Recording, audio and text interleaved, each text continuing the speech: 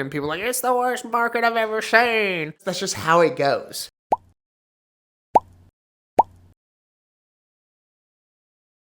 Welcome back to the Building Blocks series. This is the series where we talk about the lessons we learned in our first failed startup and the principles we are applying going forward. Today we're going to talk about the 4 stages of a market and the 4 stages of your business. I have been through maybe 1.5 full market shifts since I have been in real estate. This is just my observations, what I've heard from other people, and also some of the ideas I've gotten from literature that I've read. A lot of things that got tied together for me by a book called Prosperity in the Age of Decline, ITR Economics. And then there's another book, The End of the World is Just the Beginning.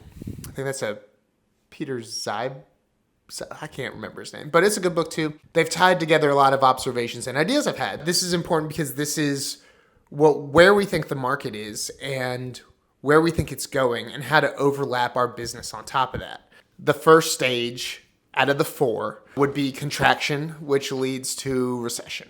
And there's a couple of reasons I think that, but essentially the bill comes due at some point. You can only run on debt for so long. You've already felt the banks pull their money back. Inflation is still high. I think what you'll see is that prices come down to what people can actually afford to pay for them, which is also a sign of contraction because credit gets harder to get. And so as credit gets harder to get, people can only pay for things based off what they're actually worth.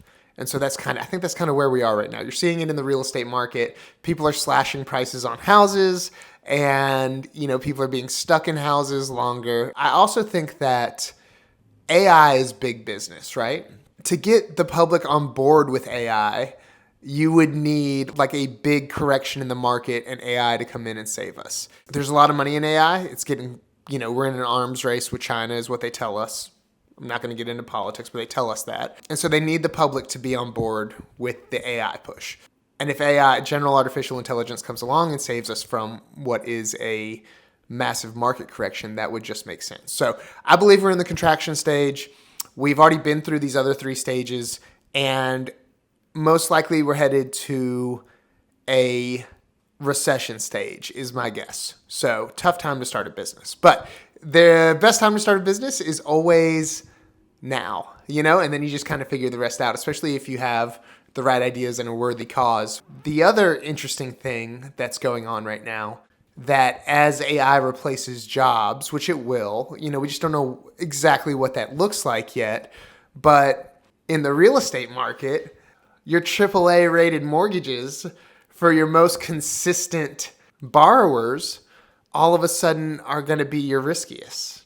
So your people who have the office jobs that have been there for 10 years that can now be replaced. It's going to be really interesting to see what happens when those mortgages can't get paid anymore. We're headed into uncharted territory with that. What we want to do in our business as we're contracting, I got my notes here, as we're contracting and headed into recession is scale back your contractors, hold on to your A talent, and just max yourself out. So essentially, you don't want to hire out things that you can keep in-house and start taking on unnecessary bills during the contraction stage. And then during the recession stage, you want to do whatever you can to hold on to your talent and then buy whatever you can just because you're going to ride it back up. So that would be the first stage of the market. I don't think we're in a recession. I think that we're in a contraction period. All right, guys, this is your section 1 recap. I think I got a little convoluted talking about everything. Let's talk about the 4 things we are going to do during a contraction to a recession stage of the market, which we're calling stage 1, because that's where we think we are. Scale back contractors, not overhiring contractors at the beginning. We've already experienced a really hot market, and so we're starting to pull back before things go wrong. We're going to stay on top of budgets. That's going to be really important. Be aggressive. The best time to be aggressive in your business is the beginning. And the last thing is, which we probably won't get to do unless this recession doesn't happen for a few years till the next market cycle, and that is to buy businesses and absorb their assets. Those businesses should be things that complement your business already. 4 things we won't do. We won't let talent leave. We don't have any employees right now, so as long as we don't leave, we're cool. But next time around, we're not going to be scared. We're not going to use all of our cash, and we're not going to overhire. The temptation will be to overhire because if a recession comes around, there's going to be so much talent available. After going through a full market cycle, which will probably be where we are when we're talking about this again, you've already hired your tribe and you're just going to fill in the gaps where you can go get talent. Stage 2 of the market. Stage 2 is the recovery stage. So this is when we've kind of settled out on inflation because the bank has printed a lot of money to bring us out of it. You got low rates. There's probably a few false starts here too. Like the market feels like it's getting better and then something happens and it doesn't. Even when things start to get better on the arc where they actually do get better, there will still be a lot of people on the sidelines. But if you're a long-term investor and you bought during the recession and you bought good assets and you didn't take on a lot of overhead so you can stay in business, as many false starts as it takes to get back to prosperity, you'll be in a good spot. The banks are going to slam rates. The banks will loosen up a little bit, but confidence will still be slow. And the public will mostly still think it's a recession because of those false starts. This is the period where once you feel like you've stabilized through the recession, you can go out and you can really find your tribe. You can go get your disciples. You can make selective big purchases. I would buy like a dumpster company. When Apollo was going, we rented hundreds of dumpsters a year.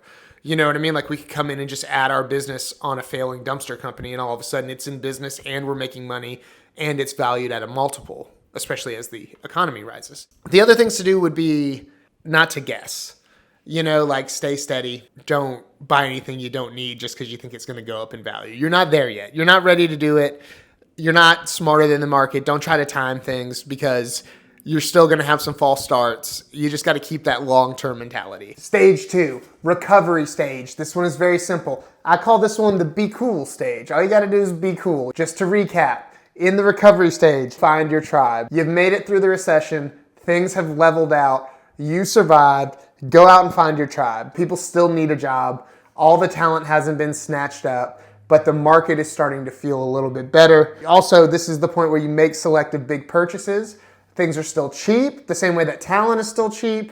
And so you can go out and you can buy that office building and you can lock in a long-term lease and you can lock in interest rates. You take out that 10-year lease. You buy that office building. Take out all the cash you can. What we don't do is take out adjustable rate mortgages or debt that expands and contracts based on the market. We do not try to time the market. We're not smarter than the market. Just be cool, hire your people, lock some long-term stuff in.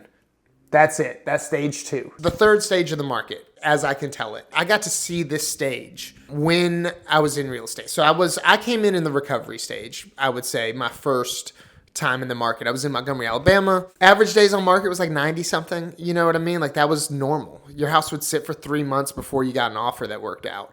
That's pretty crazy to think about these days. Even in this market, you know, we're looking at 60 something days on market and people are like, it's the worst market I've ever seen.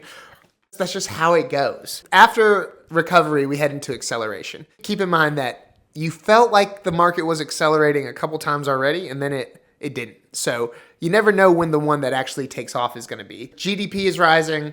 All the job metrics are rising. It looks like people are finally getting jobs again. The jobs report is coming in good. And you're going to be tempted to finally go hire those people that you really wanted to hire in these other 2 stages because you're overworked. You're doing what you can to stay afloat. You're pushing. And this is the part where you're going to really want to go hire a couple people and go on a vacation, but you can't do that yet. You got to stay true. So do not overhire and do not overpay for talent and do not feel pressure to scale yet. This is not the part of the market where you want to do that. What you do is lock in financing, you overwork, and this is the part where you personally can start leveraging yourself and swinging big.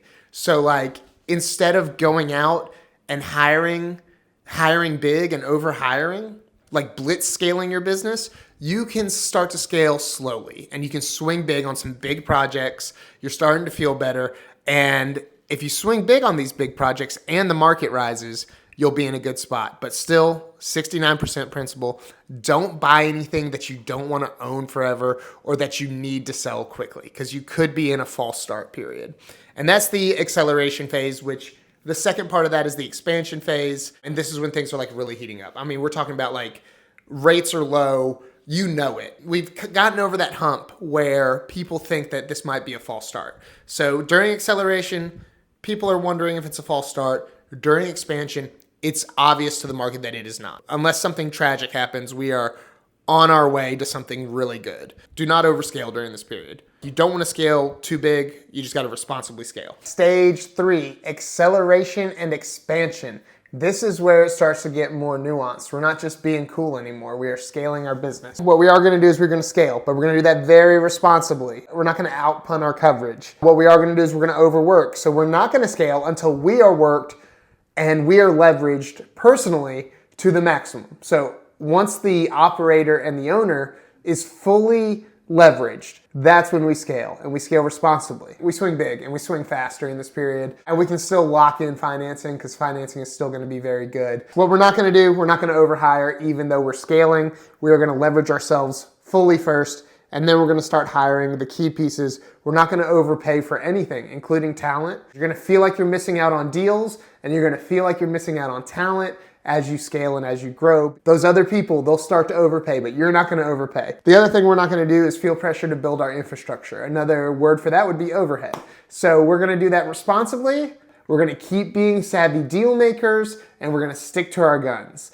That is acceleration and expansion. And the next thing is the peak of the market. This is the 8 offers on a home before it goes live in coming soon period. People are driving by and making offers, and everybody's overpaying, and rates are, during the start of this at least, rates are really slow. People start to think that they're a fucking genius because everything they do is turning to gold. All the risk is hidden or deferred. Right? I prefer the word deferred for the risk during this period. This is where, as you scale, you can hire contractors, because when the market corrects, you get rid of contract work, easy peasy. And you swing big and you swing fast. I mean, you're working everybody as hard as they can work, and everybody's making a bunch of money, and it feels really good. And this is also the part where you hoard cash and you get ready for whatever is coming next. And you be patient and you wait for that. Once you're in the peak, those long projects that you took on during the expansion period and maybe at the beginning of the acceleration period that you needed for your business, like an office or something, do not do these long projects, because you never know when the next cycle is coming. And you still don't overpay. You let the market overpay.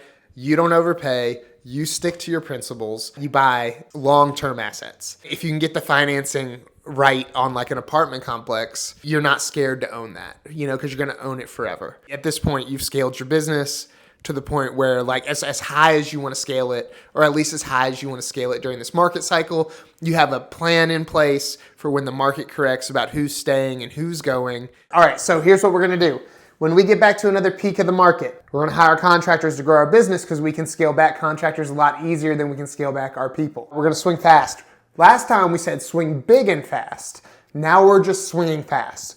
It's hot. We're going to go make as much money as we can because we want to hoard cash. That's what we want to do during this stage. So we're swinging fast, we're hoarding cash. Should have done a lot more this last time around. What we're not going to do, and it's going to get harder to do this time, we're not going to overhire and we're not going to overpay. And because of that, we're going to miss on deals and we're going to miss on talent. And it's going to get frustrating, but we have to stick to our guns. We're also not going to do any long projects because we never know when things are going to turn, and we're not going to buy holds. All right, that is the 4th stage. That is the recap. This 4 stages is something that just happens into perpetuity. I think that the wealthiest people I know understood that, and that's why they got to stay in the game and continue playing the game. And that's what business is about. It's just how much you're willing to learn and apply, and how thick your skin is to stay in the game to learn more and apply it. If you have a good business with a worthy cause and you're truly a lifelong student, you can really do that. So those 4 stages of the market, they come and go. The next thing is that there's four stages of your business too. This is where it gets complicated. The 4 stages of your business overlap with the 4 stages of the market. How do you know what to do during what stage? Like, we have all these things that we said we were going to do or we weren't going to do based on the market. But what if my business is just starting out and it's starting out at the peak of the market? What if it's starting out in a stage where I committed to not buying, overspending? You know what I mean? But I need a work truck. So that's where the 69% principle comes in that we talked about in our earlier episodes. So as you're starting your business, there are going to be things that have functionality for your business that you have to have. And you're not going to be able to determine where You buy them in the market. If you own a construction company, you don't get to pick when you need to buy tools. Now you can buy only the tools you need and wait for the right time in the market and buy everything else. You can only buy the tools you need and rent the other stuff until the market corrects and you're able to buy tools for cheap, but you still are gonna have to buy some tools. You're gonna have to have a truck. You're gonna have to have reliable transportation and all of these things. You gotta just find the balance there. There are things you have to buy, and then there are things that you don't have to buy. You just got to kind of stick to your principles and know that a deal is always a deal no matter where the market is, and just refuse to buy anything that's not a deal, even in a peak market when everybody else is overpaying for it and you're making offer after offer after offer and nobody's accepting it because idiots are going in there and overpaying for things. So there's 4 sections of a business. The first stage of your business is the idea stage. I think if you're still in the idea stage, a really good book is Simon Sinek's Infinite Game. Just talks about like, hey, find a cause that is worthy and build a business around that. Like what I want to do, I want to help normal people flip their homes so they don't have to sell to private equity. When I started over, I decided that I wasn't going to do anything that didn't have a worthy cause that I wasn't willing to dedicate at least a decade of my life to, and that's what I landed on. So it's the idea stage. The next stage is the proof of concept stage. That's where you go out, you do everything yourself, you prove that the concept works, that there's a demand for it. You go from like essentially a contractor just operating this idea to like a real business. And you start to get things set up. From there, you slowly scale into the control stage. Maybe you got some employees, you have control of your business, and you are running your business instead of your business running you. This is the stage that everybody gets stuck at, especially creative types and founders, because they go from being a operator to an owner operator, where they are doing a lot of admin work and they're essentially the quarterback for their business now instead of the running back. So they're touching the ball every play, but like they're just getting rid of it. They're handing it off to somebody else. They're just making sure that they do what they're supposed to do. It's pretty boring, and it gets more boring as you scale. The 4th stage of your business is the scale stage. You become an administrator, like a very high level administrator pretty quick, and you get paid to make big decisions well, and then to hold people accountable to the decisions you make. That is also a hard phase as you're hiring, because a lot of people miss the hiring part. But if you're able to work through those 4 stages, you can grow a pretty good business. And if you understand where the market is and you find the balance in letting the market tell you what to do and your business telling you what it needs, you can do pretty well, is my guess. I mean, we're going to find out. But this is the principles that we're applying as we go forward. I used to think like I was this big, indomitable object that was like rolling through space and time, and I could will life to do whatever I wanted to. That ended up not being the case, and I think it was very healthy, because nowadays I think of life as a partner, and we're walking down this path together. We're holding hands, and we're walking down the path, and I'm like, hey, come over here. And sometimes life is like, this is not the time for that, and it like pulls me this way, right? I'm in a partnership with life, and we're walking down this path, right? And that's how the market and your business is with these 4 stages. It's a partnership. Sometimes the market is going to pull you to the left. It's going to say, oh, no. That's a bad idea, And sometimes your business is going to pull the market. You know what I mean? It's going to say, hey, I really need this work truck. The functionality of the value of the truck is worth more than waiting to buy it. Things like that. This could have been like a 3-hour episode. I have so many ideas and thoughts on this that I'm not getting a chance to put in. So this is the 4 stages of our business, what we believe the 4 stages of the market is, and where we think we are in the market. And so we're headed into the proof of concept stage now, where it's like, all right, we have this idea. Let's go prove it. First thing is like, let's just make sure we can get back into real estate and like do well. Let's lay the tracks down and let's drive down them, make sure we can do it. All right, cool. We got that under control. Let's make sure we can help somebody else do it. And then let's grow from there. The future's an interesting place.